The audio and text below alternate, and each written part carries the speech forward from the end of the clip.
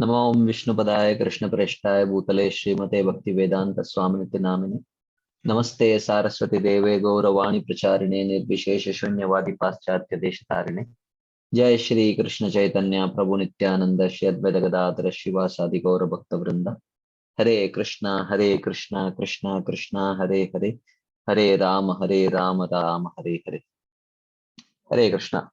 So thank you all very much for joining today's session. So last week, because of Maharaj Vyas Puja, we could not have the session. So now I'm in Chennai. So we are I'm connecting from Chennai. So I hope we will not have to cancel any further classes unless there is some festival or something. So we have been discussing from Srimad Bhagavad Gita with just the Sarartha Varshini commentary by Srinath Chakravarti Thakur. Because we decided that we will take a simpler commentary and a short commentary which we could discuss, uh, and it could also act as a template where we could understand properly our Gaudiya Vaishnava conclusions.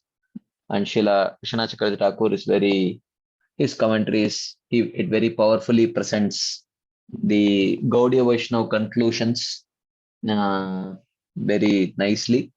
So that's why we chose Srila Vishwanath Chakravarti Thakur's commentary. We are not going to go into detail.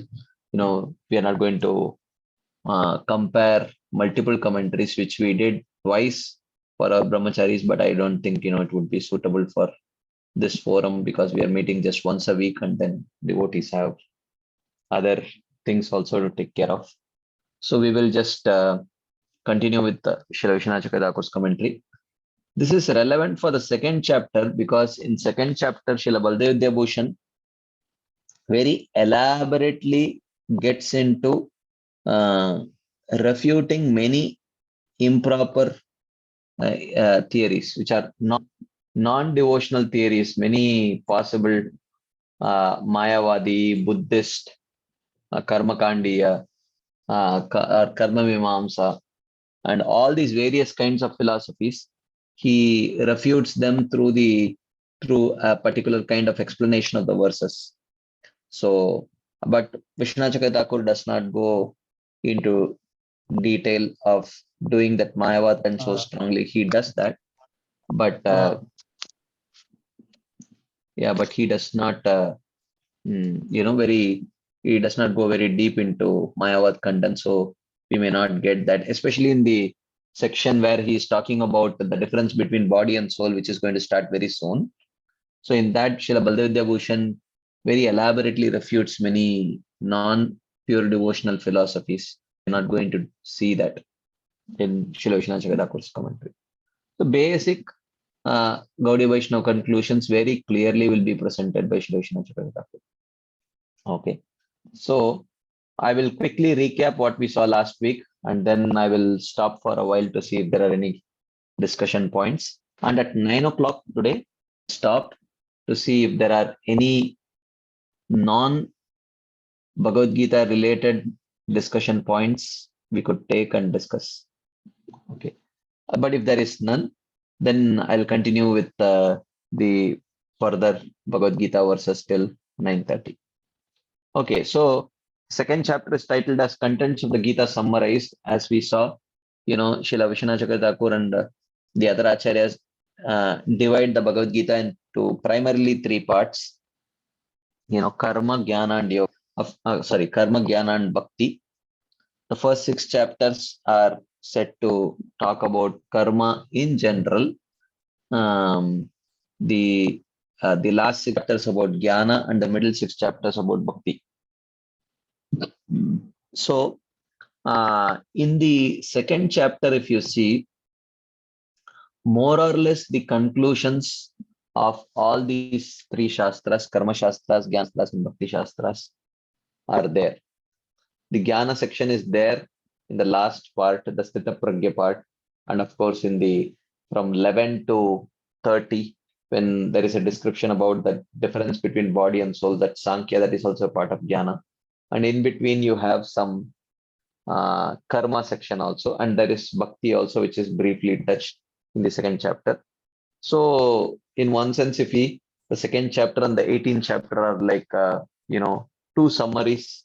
One just before the beginning of Bhagavad Gita, the philosophical section of Bhagavad Gita, and one at the end of the philosophical section of Bhagavad Gita. Now there are two summaries, two chapters that are dedicated to summarizing the teachings of Bhagavad Gita. So as we saw, Arjuna had presented various arguments for not fighting. He said compassion, and then he also said, I will not get any enjoyment. Then I will be committing a lot of sinful activities.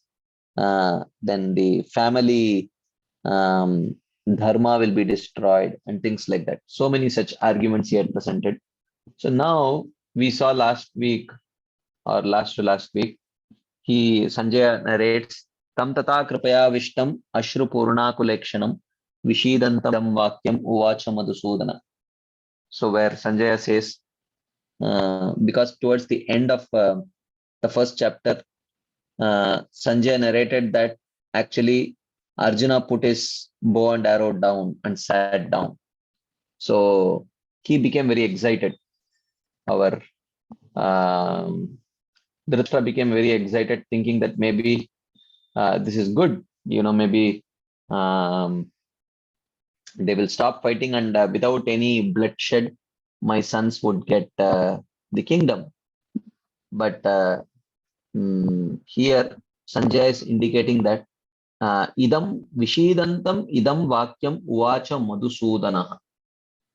Madhusudanaha means, Madhu is the demon, Sudana means to destroy. So Sanjay is indirectly indicating to Dhritarashtra that the person who is going to speak to Arjuna is Sudan. He is very much capable of destroying the demons. So which means he is definitely capable of destroying the demons of Arjuna's doubts also. So don't have false hopes that without fighting the battle, your sons are going to get the kingdom like that. So then Krishna says, Kutas Kashmalamidam Vishame Samupastitam Anaryajishtam Asvargyam Akirtikaram Arjuna. So in one verse he refutes many arguments. Of course, he does not give any explanation to it, but he's telling that Kutastva Kashmalamidam Vishame Samupastitam. At this juncture of just when the battle is going to start, you have you are the one who collected the army, the strategies and all that. You already knew who are going to fight with you, at least the prime people. And now at this point you are telling, you are thinking of giving up the battle. Where has this bewilderment, where has this impurity come on your heart? Anarya Jushtam. Actually, you spoke so much about dharma. For you to give up the battle and not fight at this point of it is actually adharmic. And I am going to show you how it is adharmic. Asvargyam. It is not going to give you swarga also. Okay. You think that, by not eating them, you will not perform any sinful activities, and it will be very pious and you will go to swarga. This is all improper understanding. Akirtikaram. It will not give you fame in this life, because people will not think that you have left the battle because of passion. Because a Kshatriya on a dharmic battlefield does not give up fighting because of compassion. That kind of compassion is not shown by Kshatriyas. So the only reason why an incapable Kshatriya may give up battlefield is out of cowardice. So people will think like that. It will not give you any fame in this life also. So, and then he says, Klaibyamma smagama partha naitattvai upapadyate shudram hridaya daurbalyam tyaktvottishta parantapa. He says, Give up this effeminate nature, O Arjuna. Kliba, don't be a eunuch. To call someone a eunuch means to call someone a coward. Don't uh, give in to this cowardice. Naitatvai upapadyate, it does not befit you because you are parantapa. You are very much capable of chastising the enemy. So if such a person should not feel very, he should not feel like a coward. Huh? Shudram hridaya daurbalyam. This is petty weak-heartedness on your side. Tyaktva uttishta parantapa. And give up this petty weak-heartedness and get up and fight. That's what he is telling. And then he says that Arjuna replies. He says, Katam Bhishmam aham sankye dronam cha madhusudana ishubi pratyotsyami pujarha varisudana. So Arjuna is telling Krishna that, my dear Krishna, do you want me to kill my grandfather Bhishma and my guru Drona? Pujarha, they are fit to be worshipped by me with flowers. Ishubi pratyotsyami, and you are asking me to shoot arrows at them. So he says that you are Madhusudana, you are the killer of Madhu the demon, and you are Arisudana, you are the killer of your enemies. You are not Sandipani Sudana, right? You are not the killer of Sandipani Muni, your guru, right? And you are not the killer of your grandfather. You did not kill your grandfather or guru, and now you are asking me to kill my grandfather or guru. If I say that I will not kill them and you're calling me a coward, what is this? Like that, Arjuna is asking, right? So then Arjuna says, Guru nahatva hi mahanubhavan shreyo bhoktum vaikshamapi haloke hatvartakamstu guru nihaiva bunji abogan rudira pradigdan. So he says, Guru nahatva. So Guru nahatva, mahanubhavan Guru nahatva. Ahatva means by not killing. By not killing worshipable elders like Bhishma and Drona, it is better. So better means then how will you live? He says, Vaiksham bhoktum api shreya. It is better to live by begging than to fight with worshipable elders Bhishma and Drona and kill them. Okay. And then he says that Gurun Hatva, by killing such people, Arthakamamstu, even though they may, Bhattacharya may say, look, you are calling them Guru and you are calling them grandfather, but you know what Bhishma Dev told Duryodhana? He says, Arthasya Purusho Daso, Arthasya Purusho Daso, Dasastvarto na kasyachit. Iti Sat Maharaja Baddosmi Arthena Kauravaihi. So Bhishma is telling to Yudhishthira Maharaj in Mahabharata that man is a servant of wealth. Wealth is not a servant of anyone. O king, I have been bound by the wealth of the Kauravas. Like that, he says. So Arjuna, Krishna may quote and say, look, they are attached to the wealth. And the Shastras say, Gurorapi avaliptasya karya karyam ajanatah utpata pratipannasya parityago vidiyate. One should read the guru who is proud, who does not know proper behavior, and who becomes engaged in sinful life. So your guru and grandfather have joined the party of adharma and therefore have taken up the sinful life. So they should be killed. So Arjuna says, and they have become arthakami. They have become attached to wealth. So there is nothing wrong to kill them because they are standing on the battlefield ready to kill you for no good reason, because they are on the side of adharma.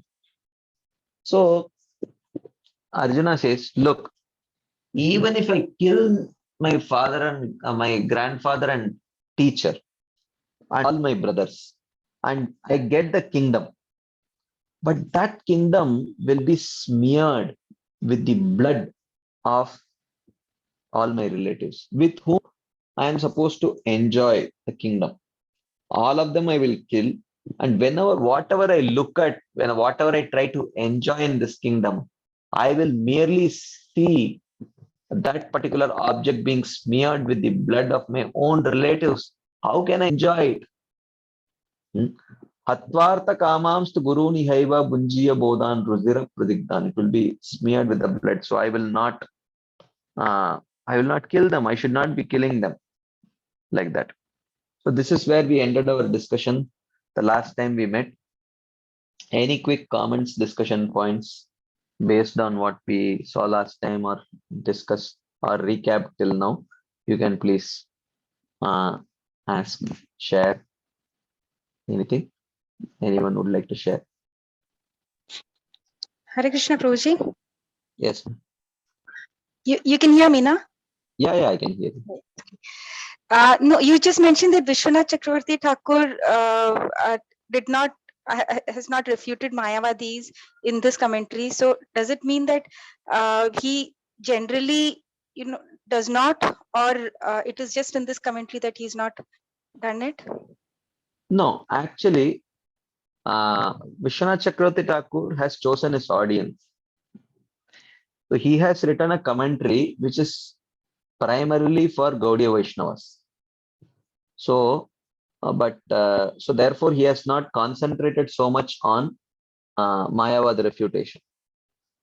There is, in fact, he mentions in his Madhurya Kadambini book that he has written a book called Aishwarya Kadambini, in which he has done Mayavad Khanda. So it's not that he has not done it, but he uses, he does not use the, because he has to present something very unique, right? He has presented Bhagavad Gita, which is reachable for Gaudiya Vaishnavas. That is why, but Baldev Vidyabhushan, he was challenged by the Ramanandis to present bona fide commentaries. So, Vishwanath Chakravarti Thakur's commentary would be relishable for the Gaudiya Vaishnavas, Rasikas, who accept a lot of the conclusions of the Gaudiya Vaishnava Acharyas. But there must be certain basic things because practically Bhagavad Gita, the Shruti Prasthan, Smriti Prasthan, Nyaya Prasthan, the Vedanta Sutra commentary, the Upanishads commentary, Bhagavad Gita commentary, these were all done by Vaishnava Acharyas primarily with the motive of refuting what was already presented by Shankaracharya. So because of this purpose, if you see practically whether it is Ramanujacharya's commentary or Madhvacharya's commentary or any one of these acharyas, they used all these books for Mayavad Khandam. But if you see their internal books, the books that they would write, like for example, the Alvars wrote the Divya Prabandham. There is not much of Mayavad Khandam there. There is pure, it is a pure expression of their surrender, pure expression of their relationship with the Supreme Lord. There is not much of Mayavad Khandam. So many of the Acharyas, when they have written for their internal audience, they don't focus so much on Mayavad Khandam. They focus more on actually how to nourish the particular flavor of relationship that one is aspiring to establish with the Supreme Lord. So Vishwanath Chakravarti Thakur, he has used Bhagavad Gita also for the same purpose. He has chosen his audience. It is really for Gaudiya Vaishnava audience. That is why if you see when Srila Bhaktivinoda Thakur writes a commentary to Srila Vishwanath Chakravarti's commentary on Bhagavad Gita in Bengali, he does it as Rasika Ranjan commentary. Ranjan means that gives pleasure to. Rasikas means those who are very Rasikas, basically Gaudiya Vaishnavas. So Rasika Ranjan means that which gives pleasure to the Rasikas. Whereas when he wrote a commentary to Srila Baldev Bhushan's commentary of Bhagavad Gita, he titled it as Vidvat Ranjan commentary. Vidvat Ranjan means those who are Vidwans, those who are scholars for them. So that scholastic aspect is purposefully, or maybe it is purposefully or what, we do not know. But there is not. It's not that there is no Mayavad Khandan in Vishwanath Chakravarti's commentary, but that is not the focus. But if you see Baldev Bhushan commentary, it's a major focus. He very elaborately refutes the Mayavad conceptions like that. Is that okay, Matin? Yes, Prabhuji. Thank you. Anything else anyone would like to share, add before we move ahead? Okay. If there is none, then we will continue.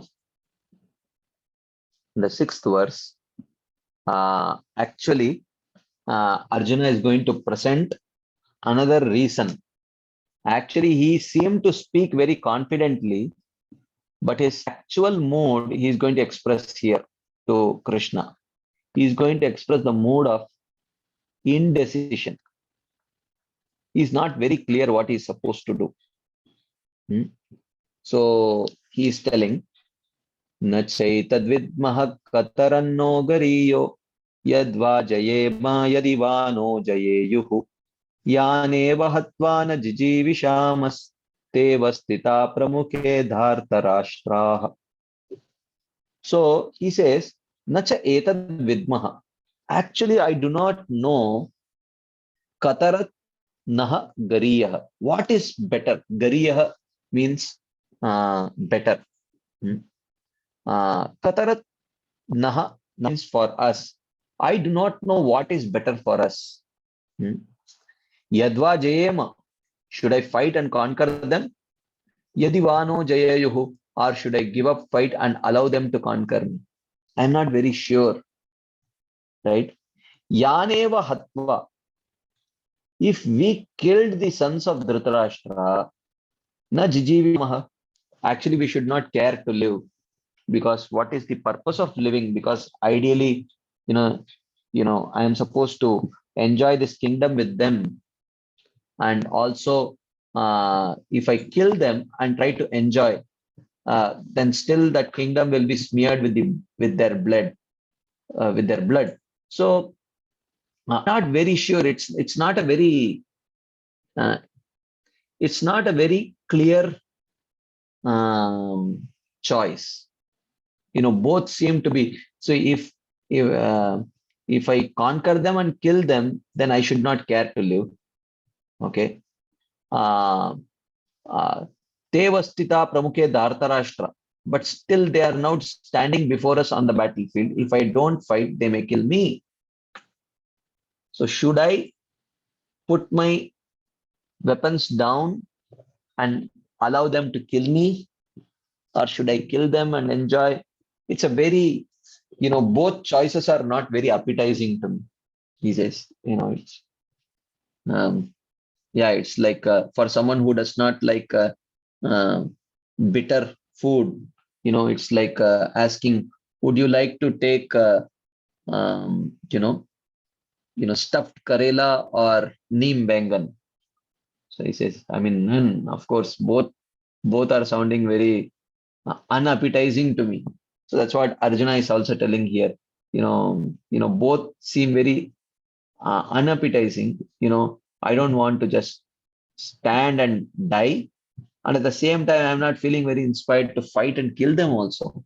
So what kind of a situation I am in, where none of the choices are very appetizing and there is no third choice. So what should I do, Krishna? I'm not very sure. Like that, he is presenting his indecision as a reason to not fight. So, and then he says, moreover, I do not know if I shall be victorious or defeated, even if I am prepared to kill them. So this is another point. He says, okay, let me say, okay, you fight and kill them. Is a battle so predestined like that if I fight the battle, Is it sure that I will win the battle? That is also not predestined. I may win, I may lose. And he says, and I do not know which will be better, victory or defeat, if I conquer them or they conquer me. And even if I am victorious, that is also defeat, for I will not want to live. Yaneva Hatvana Jijivishamas. If I kill them, then I don't have any reason to live. Like that, Arjuna is presenting his final proposal of final reason for not fighting, which is indecision. I'm not very sure. None of the choices seem very attractive choices to me, like that. Any quick comments before we move ahead to the next verse?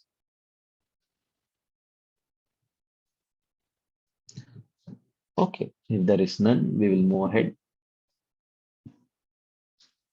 So then, famous verse, Krishna, Arjuna says, कार्पण्यदोषोपहतः स्वभावः पृच्छामि त्वां धर्मसम्मूढचेताः यच्छ्रेयस्यान्निश्चितं ब्रूहि तन्मे शिष्यस्तेऽहं शाधि मां त्वां प्रपन्नम्. He says, upahata swabhavaha. Actually, my nature of being a Kshatriya has been covered by what? He says, Karpanya doshaha, by weakness. Actually, we should understand that Arjuna, we have discussed this already, but I'm just trying to put, these verses into context. We should understand that Arjuna is a devotee. So Arjuna's being covered, his knowledge being covered, is for the purpose of bringing out Bhagavad Gita, right? Otherwise, there is no way he would get these kind of questions and doubts, because he's a pure perfected devotee. Okay, so now in this context, before we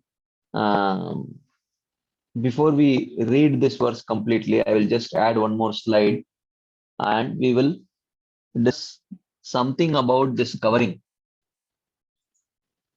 Okay, this is very important to understand, because many times this comes.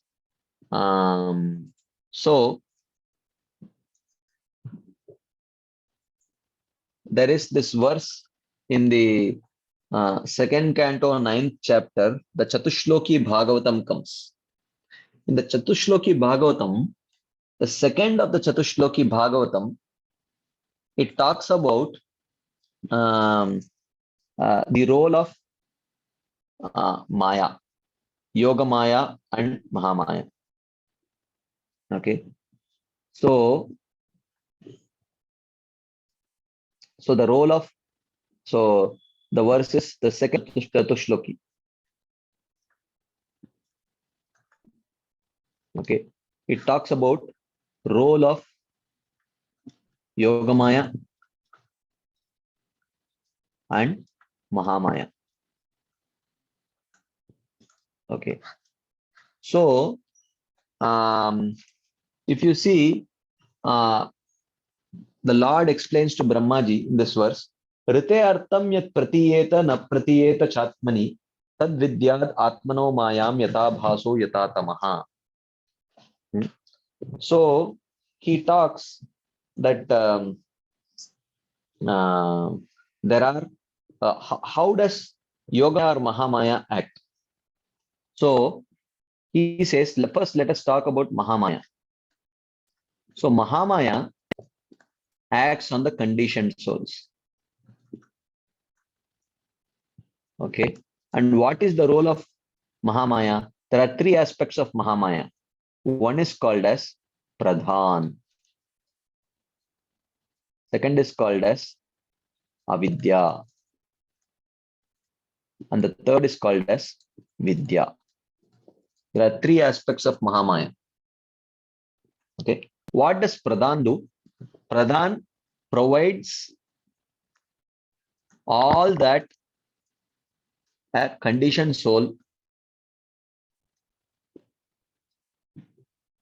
can falsely identify with.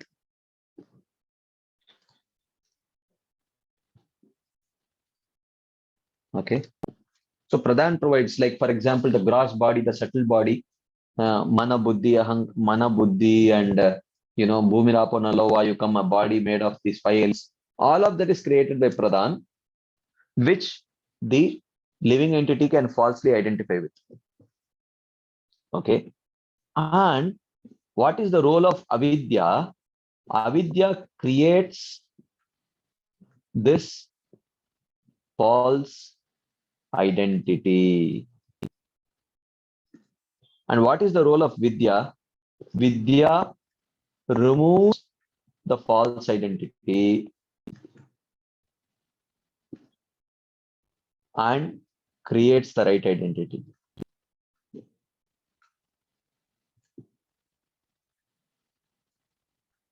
Okay. So that is the role of vidya. So now,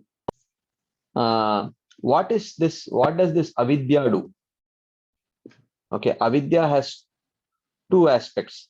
One is called as avaranatmika,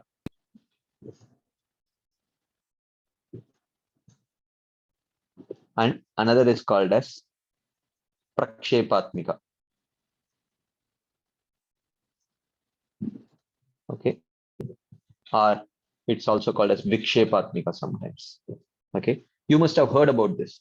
What is the role of avaranatmika shakti of avidya? He says, artham na pratiyeta. Artham na pratiyeta. Artham means that which is real. What is real? The soul is real. Na pratiyeta means covers. Okay. And what is the role of prakshepatmika shakti? Na artham pratiyeta.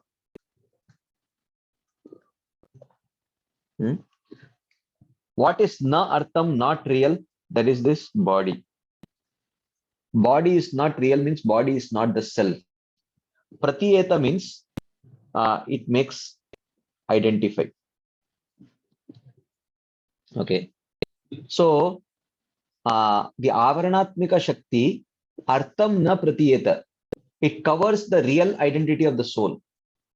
Aham brahmasmi, right? Is covered. And prakshepatmika shakti makes the living entity identify with unreal. Unreal means that which is not the self, right? So this is the role of avidya potency. Okay. And what is the role of vidya potency? When a living entity gets kicked left, right, center by this avidya potency and suffering in this world, then eventually when it takes the path of jnana and decides to attain liberation, but he is not taking pure bhakti, but he is taking up the path of jnana, then the vidya potency, what it does, artham pratiyeta.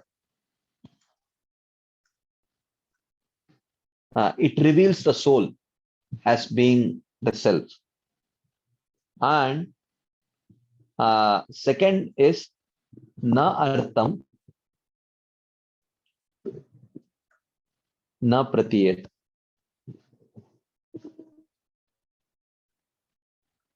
That which is body, that which is not really the self, it covers.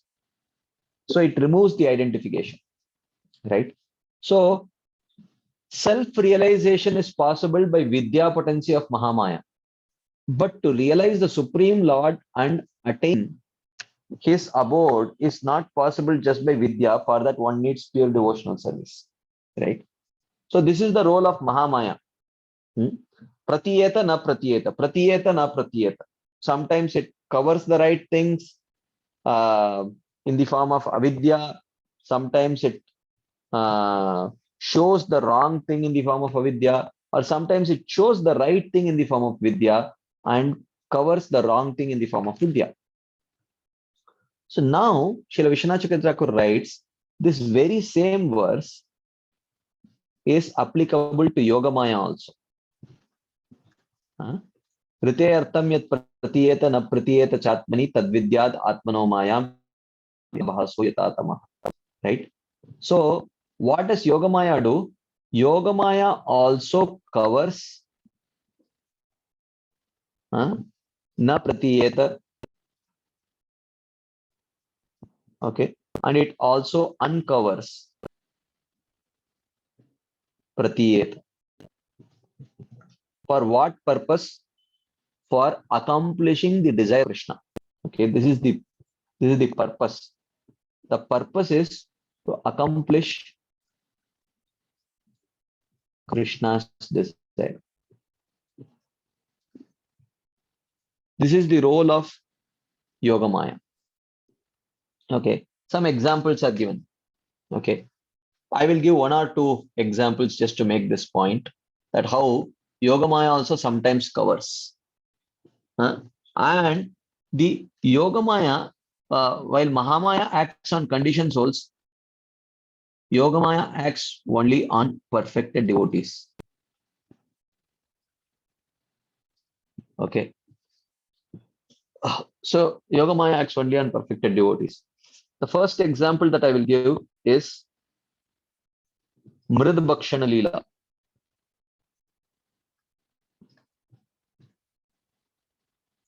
Okay. Krishna has eaten dirt, and Mother Yashoda asks him to open the mouth.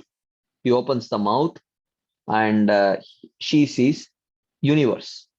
Okay, the whole universe within the mouth of Krishna. So universe pratiyeta, right?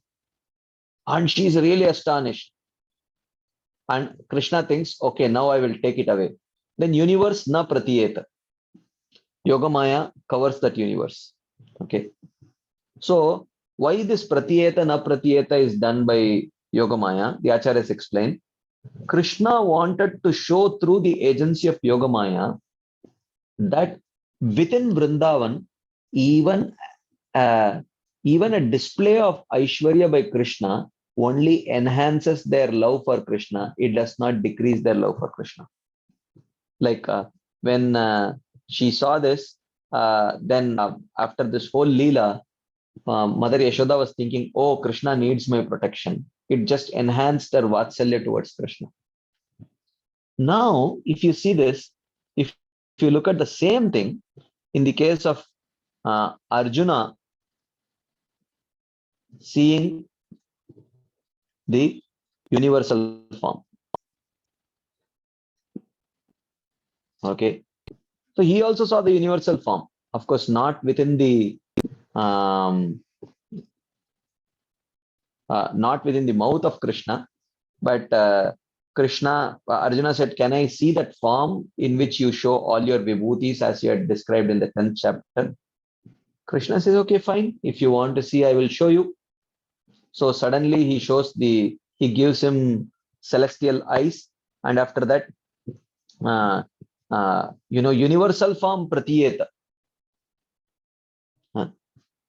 And for everyone else, they are seeing the two-handed form only. They are not seeing any universal form. Even though the universal form is there, even though the two-handed form is standing there, but for Arjuna, two-handed form na pratiyeta, but universal form pratiyeta. And after that, Arjuna becomes totally, scared and uneasy, and he says, "Can you please show me your Saumya Roop?" Then Krishna shows his 400 form first. 400 form pratiyeta, universal form na pratiyeta, 200 form na pratiyeta, even though they are there only, right?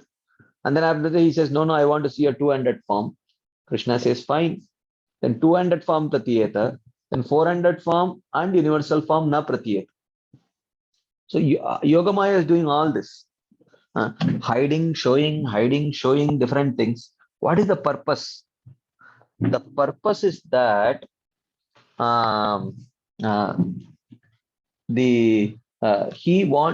Krishna wanted to show that outside Vrindavan, any display of Aishwarya actually compromises the love. This is what he wanted to show. That is why when Arjuna saw this whole universal form manifestation, he said, Saketi matva prasavam yuduktam, he Krishna, he Yadava, he Saketi. Huh? So he says that, oh my dear Krishna, I didn't know that you are such a personality. I thought you are just my friend. And I addressed you in many joking words, insulting words. I am really sorry. Please forgive me like that. So his Sakya ras towards Krishna became compromised when he saw the display of Aishwarya. This is with respect to Arjuna, who was outside Vrindavan. But with respect to Mother Yashoda, who was within Vrindavan, when the same universal form was shown, that display of Aishwarya only enhanced their love towards Krishna. So the point is that Yogamaya can also cover cover or uncover. So the purpose of Yogamaya is also she also does pratiyeta na pratiyeta, pratiyeta na pratiyeta. But the only thing is that the purpose of Yogamaya is to enhance the um, mm, enhance the you can say like pastime, the pleasure of the pastime of Krishna, and it is in line. She accomplishes Krishna's desire. Okay, but Mahamaya acts according to the conditioned soul's desire, whether he wants to stay in the material world or whether he wants to be Krishnonmukh or he wants to be Krishna Bahirmukh. Okay, based on the conditioned soul's, of course, whether he wants to stay in the material world or he wants to escape the suffering of the material world. Of course, he, he may not have turned his face completely towards Krishna also. When he completely turns his face towards Krishna, then Yogamaya takes over. So in the case of Arjuna, now here he says that Karpanya dosho upahata swabhavaha. My nature has become overcome by my weakness. He is accepting. This acceptance is under the covering potency of Yogamaya. Right? This is under the covering potency of Yogamaya. So Yogamaya, otherwise, for Arjuna to become weak-hearted, so weak-heartedness is due to mode of ignorance. Right? Weak-heartedness is due to mode of ignorance, mixed with mode of passion, actually.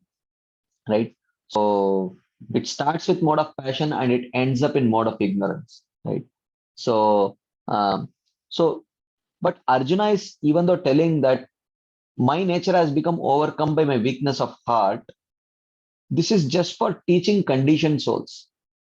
When you experience such emotions, you are being overcome by weakness of heart. But in the case of Arjuna, the whole thing is orchestrated by Yogamaya and not Mahamaya. His response is not due to the three modes. It looks like he is speaking under the influence of the three modes, but Arjuna is not under the influence of three modes because he is pure perfected devotee. But uh, he is the same thing you see with Parikshit Maharaj also. When he garlands Shamika Rishi because he is not able to tolerate his hunger and thirst. And this is impossible, actually. Right? Because he sat for 7 days and heard Krishna Katha without even little bit perturbed by the influence of hunger and thirst. So he was momentarily covered by Yoga Maya so that Bhagavatam could come. And similarly here, Arjuna is being momentarily covered by Yoga Maya so that Bhagavad Gita could come. So whatever he speaks, this is Yoga Maya covered Arjuna. Okay. This is all orchestrated by Yogamaya. This is not a person who is bewildered by Mahamaya. But for people like us, Krishna would not use an ordinary person to set an example. He can choose, but generally he does not choose. Generally, he likes to use his own dear, perfected Nitya Siddha devotees to orchestrate that also. Right. So in doing that, he, even the case of being, Lord Shiva being bewildered by Mohini Murti, That is all orchestrated by Yogamaya only, right? So he says here, Arjuna says that my nature has become overcome by weakness. Dharma sammuda chetaha. And my mind is bewildered about what is dharma. Dharma means duty. What is my duty here? What am I supposed to do here? Hmm? So therefore he says, Pruchami tvam. Therefore I am going to ask you, Yat Shreyasyat, what is best for me or Krishna? I'm not clear. And I can't take a decision here. So I'm asking you, what is best for me? Nishchitam vitanme. Can you tell me with certainty what is best for me? So Krishna may say, why should I tell you? We are just friends, right? He says, no. Shishyaste ham. I am enrolling as your student. Shadi mam, please instruct me. Tvam prapannam. I am a soul surrendered unto you. So please instruct me. I don't know what is right. I am bewildered about what is dharma and what is not. Therefore, I'm asking you. And please tell me with certainty, because I am your student. Please instruct me, and I have surrendered unto you. So here, Srila Vishwanath Chakravarti says, Krishna may say, so this is Krishna's argument. Okay.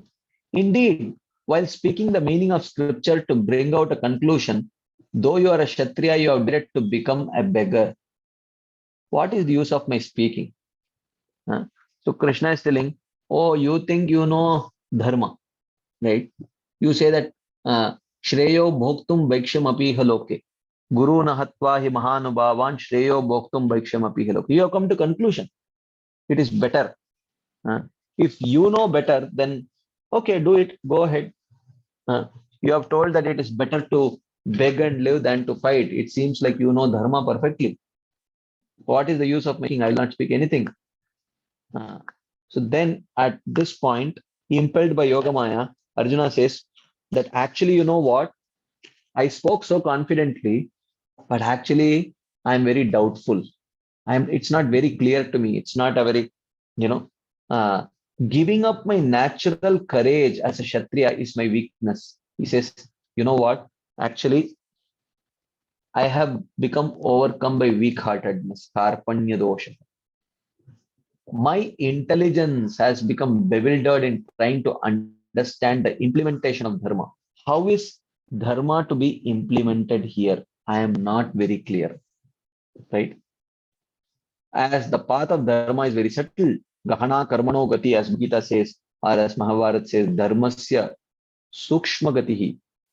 It's very subtle. The path of dharma is very subtle. So therefore, I cannot decide. I don't have the intelligence to decide. Therefore, it is better that you decide and tell me. You tell me. Karpanya dosho upahata swabhavah pruchami tvam dharma sammuda cheta. Dharma sammuda cheta, therefore I am pruchami tvam. I am asking you. But then Krishna refutes. Krishna says, but if you defeat my words by posing yourself as learned, then how can I speak? You are speaking as if you are very learned. You are presenting not questions, you are presenting conclusions, right? So why you are asking me now? If I tell you something, then you will refute me again. Then I will tell something, you will refute me again. Why should I tell you? Seems like you know better. So Krishna says, Shishyasteham, I am your student and I will no longer uselessly oppose you. So Arjuna is telling, no more the relationship of a friend, at least for a while. I will accept the role of a student. And he says, I will not uselessly oppose you. This is Vishwanath Chakravarti's insight here, right? So I will seek clarification, but I will not uselessly oppose you. I may seek clarification if I have a doubt, but I will not uselessly oppose you. So Arjuna does seek clarification on many things, but he does not uselessly oppose Krishna like that. Okay. Any quick comments, discussion points, questions? Please go ahead. Yes, Mataji, you can unmute yourself and speak. So, Prabhuji, you mentioned that it is Mahamaya who removes our avidya, like for those who are in the path of Gyan. Yeah. And for us, it was, you had answered Sonar Sakhi's question last time, that when we are bewildered, it is, we approach, representatives of Guru, or we approach senior um, devotees, Vaishnavas. Yeah. Vaishnavas. Yeah. So Yeah. how does it work? Like the Mahamaya has nothing to do with, for us, avidya is always through like real devotees when they speak and the covering is taken out. Well, Mahamaya may still act on us. Uh, but uh, but this is for pure devotees, perfected devotees in the spiritual world. Yogamaya acts. So we are on the path to entering the realm of Yogamaya, but still our conditioned side can be influenced by Mahamaya. The side of our faith, our value system has Yogamaya has taken over, but our conditioned side may still be influenced by Mahamaya, but still Krishna's protection is always there.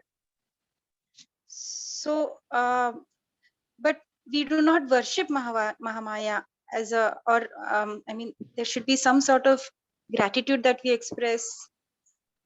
No. Should we worship Mahamaya by expressing some gratitude? Yeah, Well, or pray to her, because we all go through this bewilderment stages. So if we know that it is Mahamaya who does the covering, uncovering, so but we are not encouraged to pray to her. She's Devi basically, well, right? yeah. So there is a difference between Devi worshippers and Vaishnavas. So we don't worship Devi considering her to be independent of Krishna, but as a Vaishnavi, we can worship. Seeing her as a Vaishnavi, we can worship. That is not a problem. But that does not mean that we offer prayers which are composed by actual Devi worshippers, because their mood is different, right? Like, so for example, you are from South India, you might have heard some um, South Indian classical music.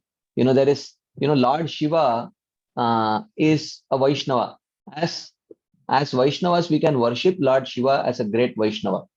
But to hear glorifications of Lord Shiva as composed by demigod worshippers, that is dangerous, because their mood is very much contaminated. For example, uh, there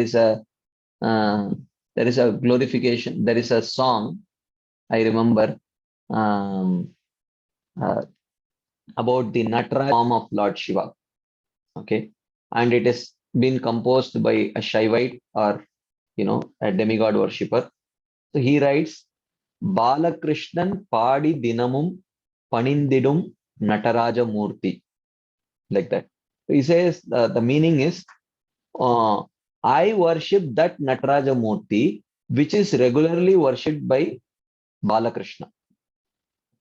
So now this is glorification of Lord Shiva, but this glorification of Lord Shiva as composed by those who are not Vaishnavas, we are not supposed to offer such prayers.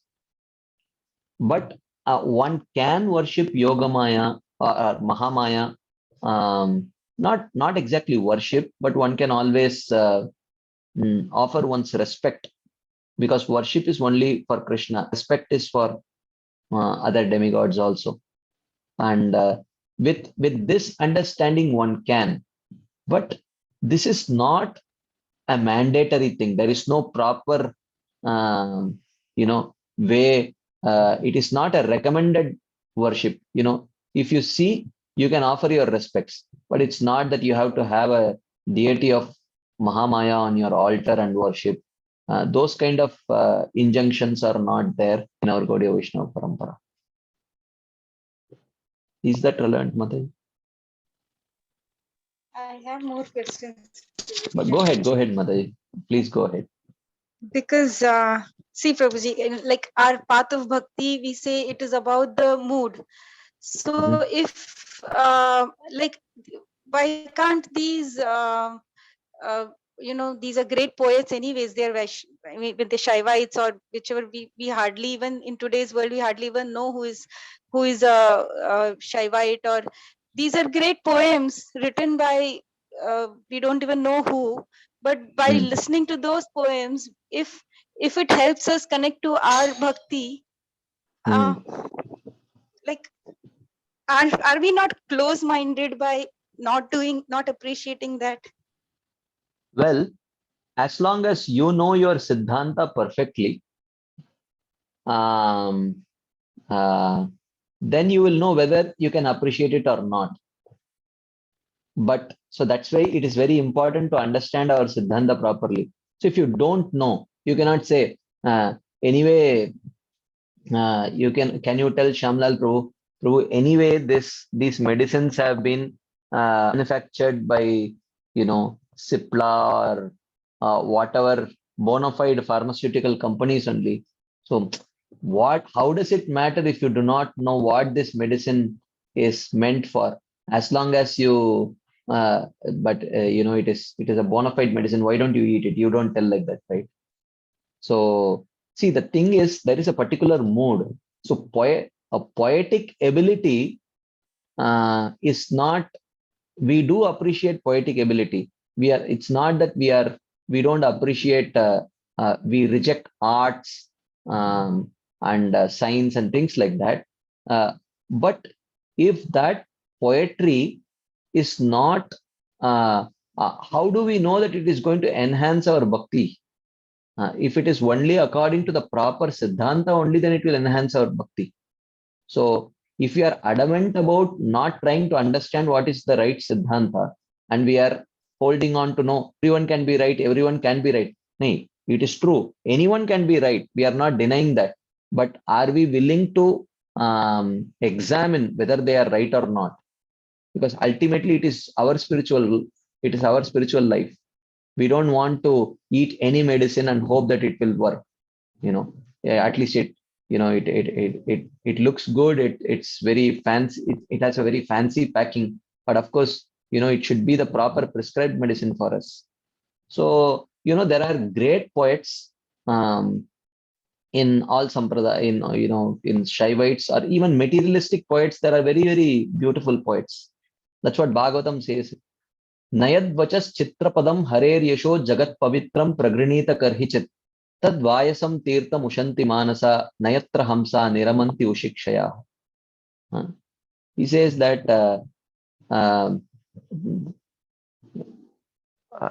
that there may be very beautifully Nayad Vachas Chitrapadam, very beautifully composed with very wonderful similes, metaphors, alliterations, and all kinds of figures of speech. It has. But Harer Yasho, if it is not glorifying the name, form, qualities, pastimes of the Supreme Personality of Godhead, however fancily, beautifully it has been composed, Tad Vayasam Tirtham, it is only the place of pilgrimage for crows. So we are not close-minded, but we examine and then reject. So close-mindedness means without examining we reject, uh, and we should also not be blind by not willing to examine also. So if it is in line with our Vaishnava Siddhanta, then we can accept. And the main point is, if we are attracted to singing songs and glorifications, there have been unlimited songs and glorifications composed by Vaishnava Acharyas. There is no dearth or shortage of songs and compositions. If you are why not sing them? Because you know for sure that they have been attested to be perfect and right according to the Siddhanta and it definitely has the capacity to enhance our bhakti, when you know that for sure, why leave those bhajans and sing those hoping that it may enhance my bhakti? That's my point of argument. I still have. Is it okay? Can Yeah, I? yeah, go ahead. Yeah, yeah. We are past 9 o'clock, Mataji. So it's It's 9:01, so you can go ahead. Yeah. No, very realistically, Prabhuji, it is, I mean, it is not for us. I mean, it's not very possible for at least devotees like me, let me speak for myself maybe, to Hmm. always examine logically, understand first what is, like, even for example, if I've heard or if I've seen a dance on the composition of Andal. Now, Mhm. I may know that, okay, Andal is, uh, uh, like, how would I know, even if, okay, Andal's composition is probably Vaishnav, but how would I know that person who's made the dance or who's made the video, how much can we examine so much, right? So rather than going into that logical part, and there is always Mhm. this principle, right? When while doing bhakti, we try to pick up on what we like, Mhm. the aspect of bhakti that we really like, and we don't know the intention with which the piece has been made. But if the composition Hmm. is glorifying Krishna, I don't even know if it's done by somebody who is in jnana. I it makes me more favorite. It makes me look at my own you know uh, sampradaya writings with more. It makes me understand that. So I really feel open mindedness will only, matlab, not being that, I again would like to say, with that we would be close minded. See, I would not immediately, you know, tag this to be open-minded or close-minded. Let us examine whether it is close-mindedness. The point is, if an apasiddhantic composition is inspiring you to take shelter of Krishna, then my question is that seeking shelter, um, uh, mm, is that the probably the right understanding of shelter, and is it according to proper sambandha gyan? Because sambandha gyan, our acharya say, is the most primary prerequisite for surrender. If you don't know the sambandha gyan clearly, without sambandha gyan, there cannot be proper surrender at all. So, um, therefore, if we don't know, um, uh, we may feel inspired, but how do we know whether it is just a genuine spiritual inspiration, or if it is just if it is triggering some of our material emotions? That is my question. Hmm. I don't know what to answer to that, Roji. See, Mataji, these kind of questions, we have to ask ourselves, why have I picked up?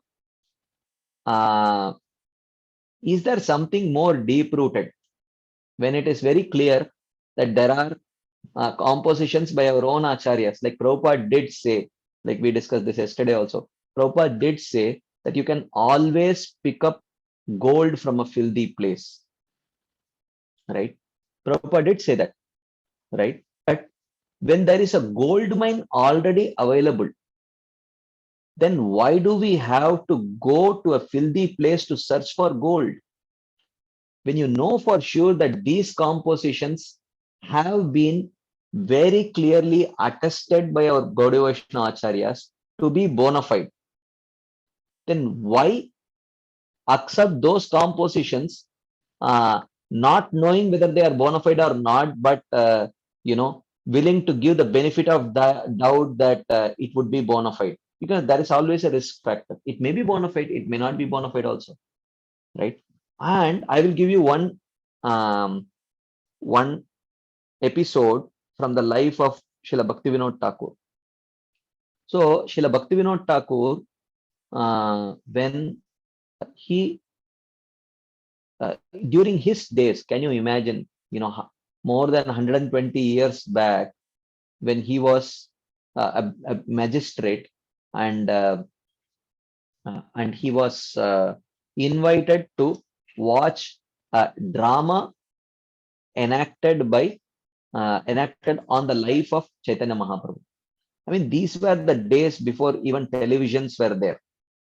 Okay, these were the days when people, no internet, no television, very less distraction, and people were by and large very pious people.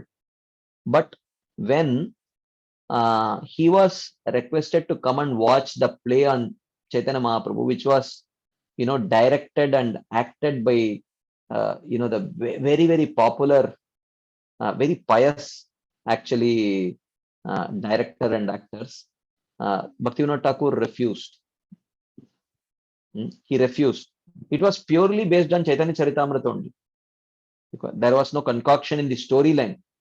But when it was acted, he said that these kind of dramas acted by these kind of professional people who do it for money will not inspire Krishna Prem.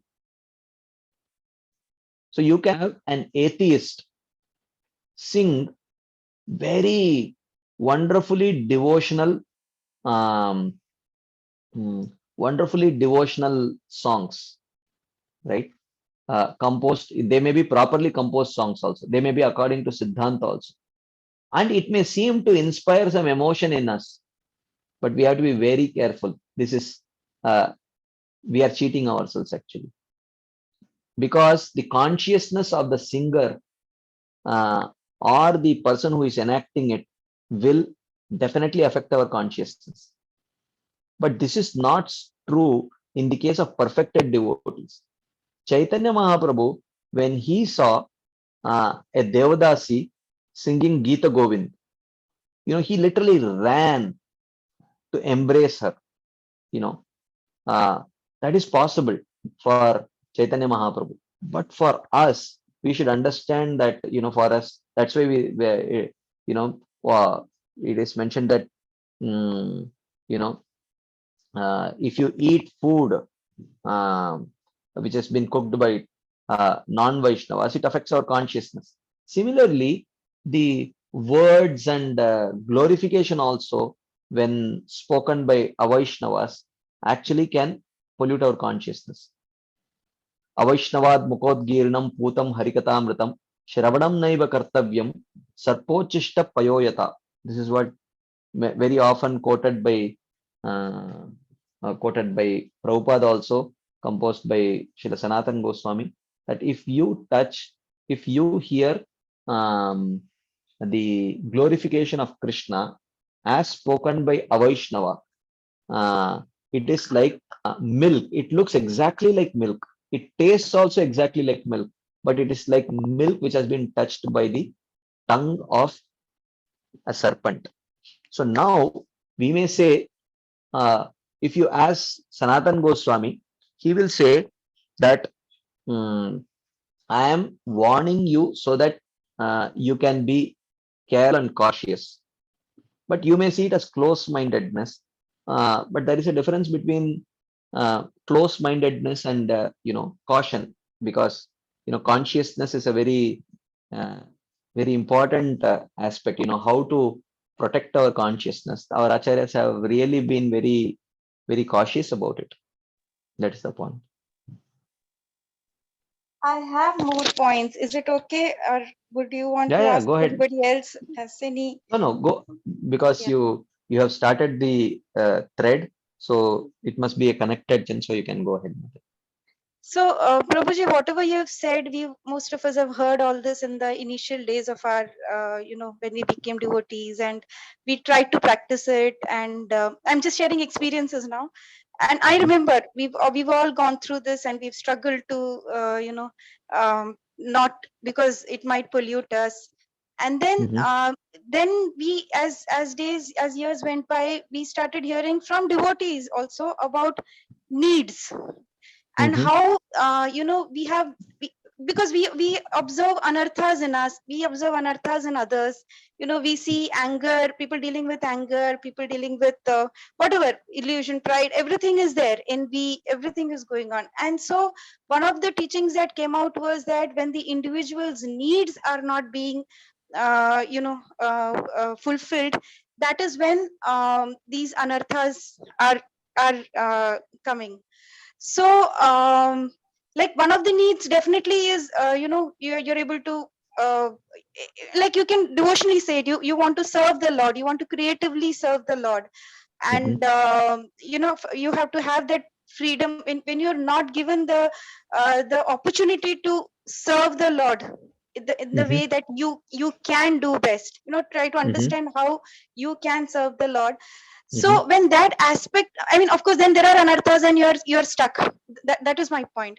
So then when you go to that aspect of if it is serving and if there has to be creativity in that, then definitely we need to be open to uh, like many things, right? And also I also wanted to bring in the the aspect of, okay, I will take this one point first, Mathili.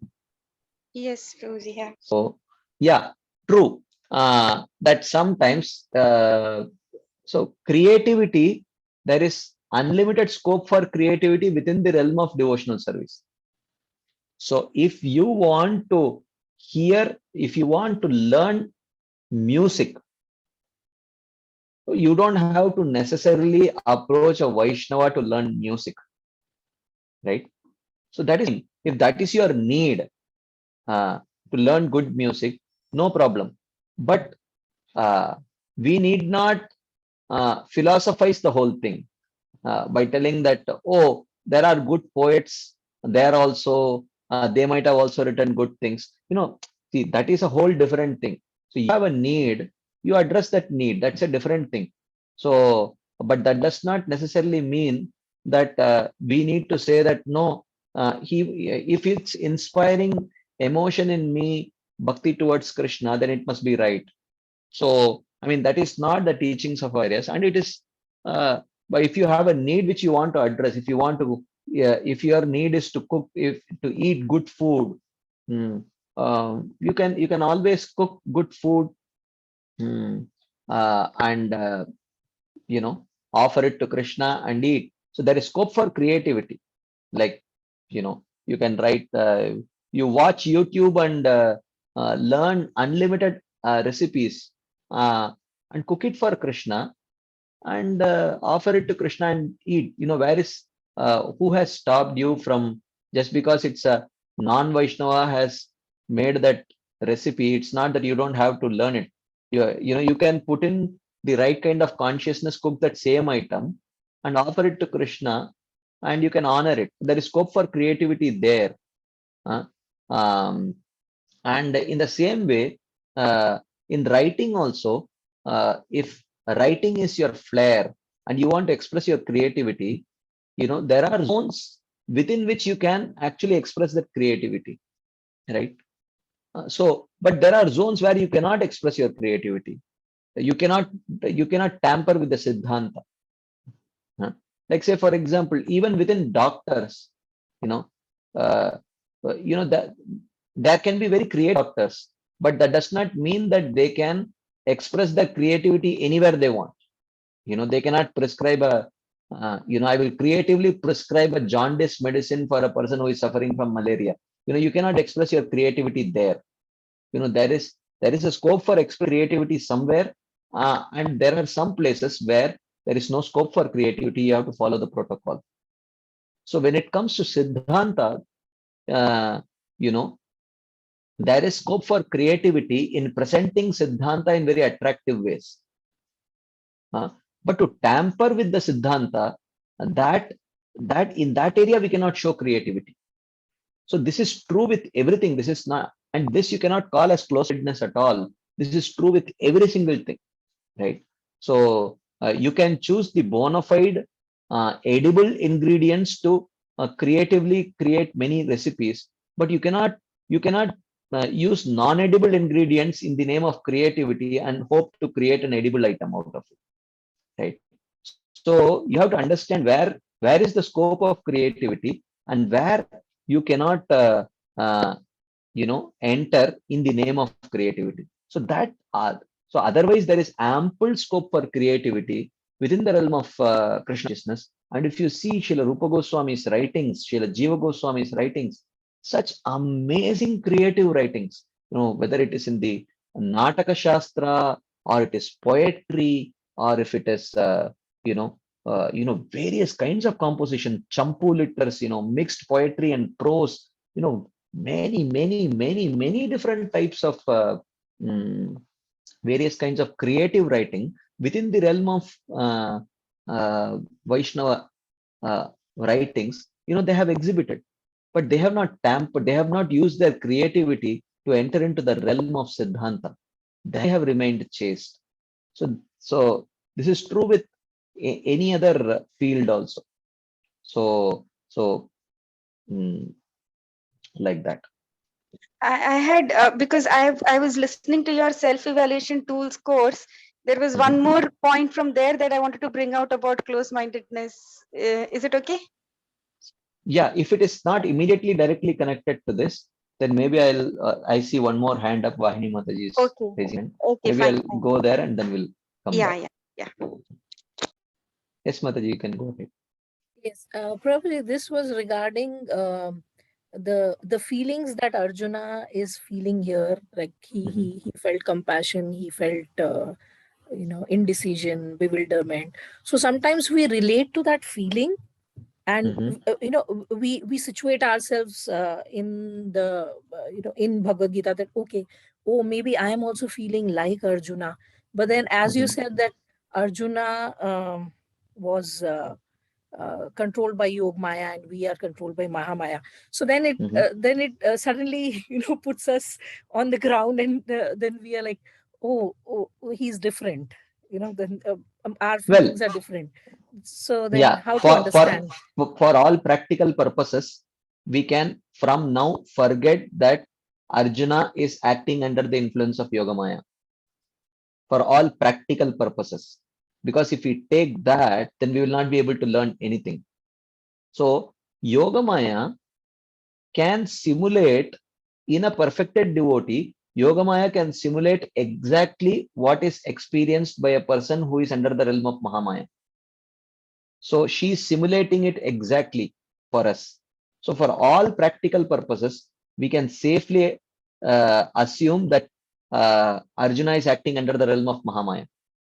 So every single thing that he is going through, we can relate to it, but we have to relate to it through the eyes of the commentary of the acharyas. So therefore, I just made a point to begin this whole thing because Arjuna's bewilderment. I just wanted to make a final comment on that before we move ahead. But you have heard it and you can forget it now.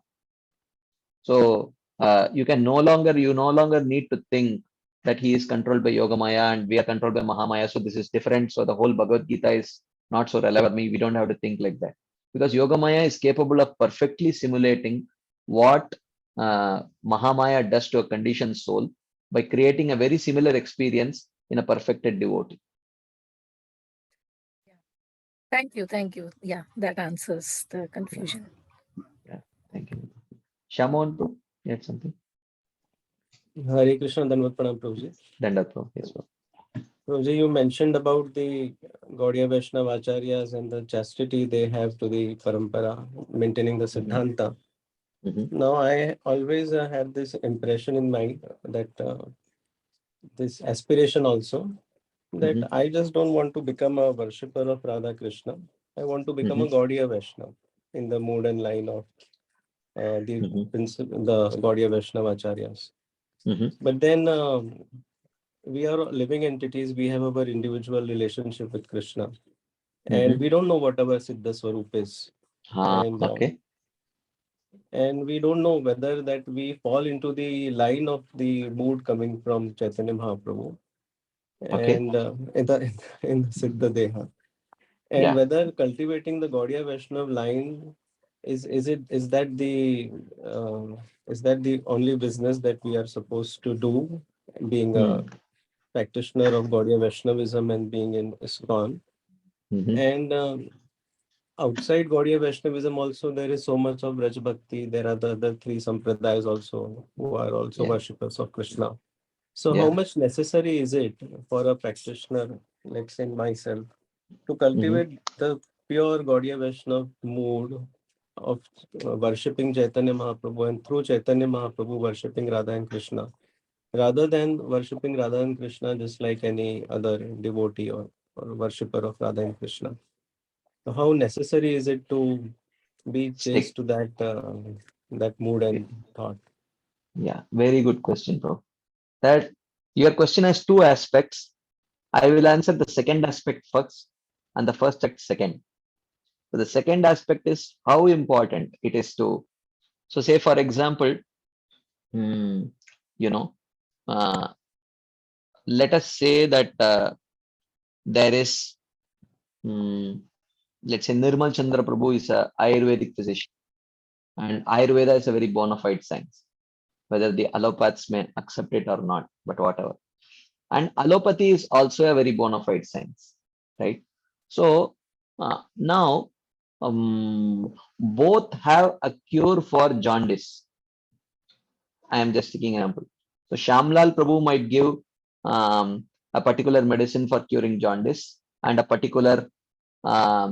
a particular diet regime that would go with that medicine. And Nirmal Chandra Prabhu might suggest a different medicine and a different diet regime. So now, can I ask how important it is to stick to the same medicine and same diet regime? Okay. Can't I accept Shamlal Prabhu's medicine and Nirmal Chandra Prabhu's diet regime? What do you think, Prabhu? No, we have to follow something in totality. So if we are choosing one, then we have to follow the recommendations coming from there. Yeah. What will happen if I take the medicine of Shamlal Prabhu and the diet regime of Nirmal Chandra Prabhu? I mean, there could be multiple that could happen, but can you give a generic answer to it? There could be some interactions, or in general, there could be less effectivity of the medicine being prescribed Yeah, less effective or in adverse the reaction. least and adverse reaction worst in the worst case, right? So the same thing actually. So we are thinking that can't I just be, why do I have to worship Radha and Krishna in the mood of Gaudiya Vaishnavas? Can't worship just like a regular devotee of Radha Krishna? I mean, this is the biggest illusion. That that person whom you are seeing as a regular devotee of Radha and Krishna, he must be following some bona fide sampradaya, whose under whose recommendation he is following a particular procedure. Okay. So, so, but we are thinking that why do I have to follow it in the same mode? Why can't I follow a little bit here, little bit there, little bit there? The only thing is that uh, we should have trust in at least one sampradaya. You can choose. You have a choice to choose. It's just like here, you have a choice to choose whether you want to choose allopathy or Ayurveda. But having chosen one, you have to follow it in totality. You can't just mix and match. That does not work. So similarly, for us also, you choose. You have a choice to choose. You are not. No one is forcing you to choose Gaudiya Vaishnava Sampradaya. You can choose Sri Vaishnava Sampradaya. You can choose Madhva Sampradaya. You can choose Vallabha Sampradaya. You can choose Kumara Sampradaya. Uh, Perfect. There is absolutely no problem. All these are bona fide sampradayas. But having chosen one, follow it in totality, right? Just like a mm, uh, uh, if you want to go to Delhi or from Mumbai, if you want to go to from Mira Road to, you can say, Grant Road, you can go by bus or you can go by local train. Okay, a local train ticket is bona fide. A bus ticket is also bona fide. But if you take a bona fide bus ticket and board a local train, just because the bus ticket is bona fide the TT will not accept it actually. I'm taking an extreme example. It's generally not so extreme in the subject matter that we are discussing. And similarly, if you take a train ticket and board a bus, even though the train ticket is bona fide, the bus conductor will not allow you to travel. So the same way, all sampradayas are bona fide. You choose one, whatever you feel inspired by, but try to follow it in totality rather than shopping around. That is not recommended in any of the sampradayas. Every single sampradaya, they recommend chastity. So who said there is no choice for you? The choice is there before you choose the sampradaya. So make a choice. Or even now, if you don't feel so inspired with the Gaudiya Vaishnava teachings and their practices, you still have a choice. Choose another sampradaya and follow them.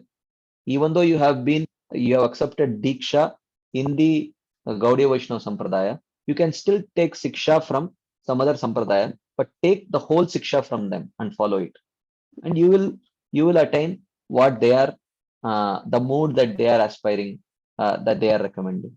So that is perfectly fine. So, but you have to choose one. And that is not close-mindedness, that is actually intelligence, right? So this is the answer to the second part of your question. Is that relevant, Prabhu? Yes, Prabhuji, yes. Yeah. And then the first aspect of your question, it is a long answer. If you have heard the demystifying Raganuga Bhakti section, I have elaborated it on this topic very elaborately. Have you heard that? No. You have not. No. So No. I will if you can please remember this question and ask it next week at 9 o'clock. I will be ready with the slides so that I can quickly show. I would like to directly read from the statements so that it will be very relevant. Otherwise, I'll have to speak from my memory. So next week, if you can just remind me, remember this question. Which aspect The of my first aspect, question? first aspect, you said that how do I know what if I have a different Siddha Swarupa and if I get stuck up in the Gaudiya Vaishnava line, what will happen? That question, very important question. So please ask next time, and we will discuss this topic. Yeah. Okay, bro. As just in order to maybe enable you to answer more comprehensively. What I know is that Mahaprabhu is worshipped in the Dasya mode. There's only one mode to worship Mahaprabhu. Mahaprabhu is not worshipped in Sakya, Vatsalya, or any Sakya or other thing. Vatsalya, correct. Yeah, you're right. It's only Das. Correct. So we develop this servitude, that's okay. Fine. But then what if the Siddha Swarup is something else? That's what can be the connecting link to the original question. Yeah. You are asking a very valid question, and this exact same question is addressed in that presentation. So just remind me, I'll be ready with my slides so that we can quickly go over it next week. Yeah. Okay. Thank you so much, Prabhuji. Thank you, bro.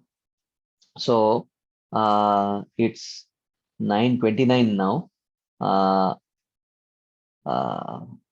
So yeah, I think there are some questions in the chat box here.